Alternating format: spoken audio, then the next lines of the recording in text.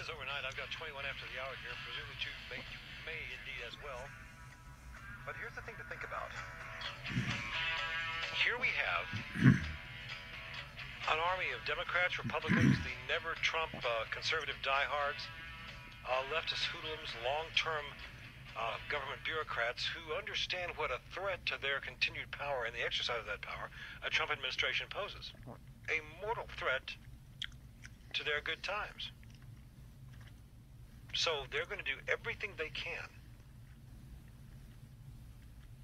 to damage Trump. I mean, consider the order of battle here. What's the first thing you heard during the campaign? Hillary's unbeatable, so give up, and Trump, by the way, is unfit to be president.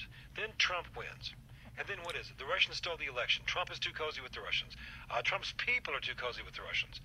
No wonder the Russians are working for Trump. Flynn called the Russian ambassador and lied about it. The cover-up is worse than the crime. Flynn must go. And now Flynn's gone. But you know what? I don't think Flynn did anything wrong. What I do wonder about is, how was the Flynn phone call leaked to the press? Because that's clearly what happened here. Who was listening to Flynn's conversation with the Russian ambassador? And the answer is the deep state, probably NSA or CIA. Now, when an American citizen is recorded in what should be non-domestic intelligence operations overseas, there's all kinds of protections and privacy. I mean, the ultimate right is your right to privacy. But not only do these folks that recorded General Flynn do it illegally, without so much as a by your leave, a court's permission, probable cause, or anything else. Not only did they do that, but they trotted it out for all to see. This is what tyrannical states do. This is what police states do. That's how they get rid of people they don't want. They discredit them and toss them out by virtue of using their power to discredit them. And so Flynn's gone, and what's the first thing that happens? It's the ghost of Howard Baker. What did the president know, and when did he know it?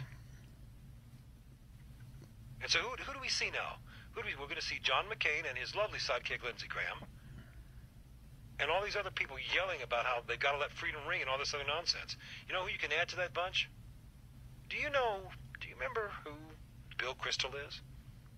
Consistent, constitutionalist, conservative Bill Kristol? Here's a tweet from him at 7:30 this morning. Quote, obviously strongly prefer normal democratic and constitutional politics, but if it comes to it, prefer the deep state to the Trump state. I love the way he sets it up.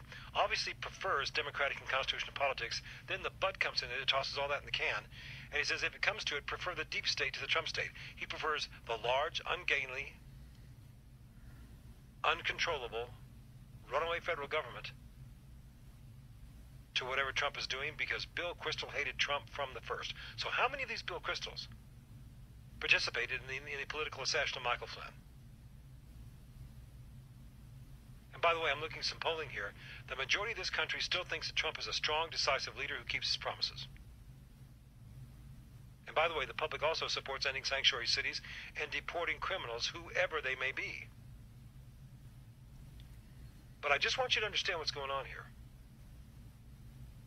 And I was reading a pretty good piece by, of all people, Michael Walsh over at PJ Media, and his last paragraph's outstanding. So, what must Trump do now? First, complete his cabinet. Second, fire every fireable federal employee in this leak-prone and all the leak-prone agencies, including the CIA. Third, start taking OPSEC, operational security, seriously. Fourth, assume everything you say will leak to the media and be spun as malevolently and viciously as possible. And fifth, don't trust anybody. And finally, fight back with all the powers of the presidency and take every friend you can get. Think what he's saying here. Complete your cabinet, fire every fireable federal employee, including in the CIA. And start taking operational security for your administration seriously. You're going to have to do this. And if it sounds like up is down and black and is white and in is out, right you are.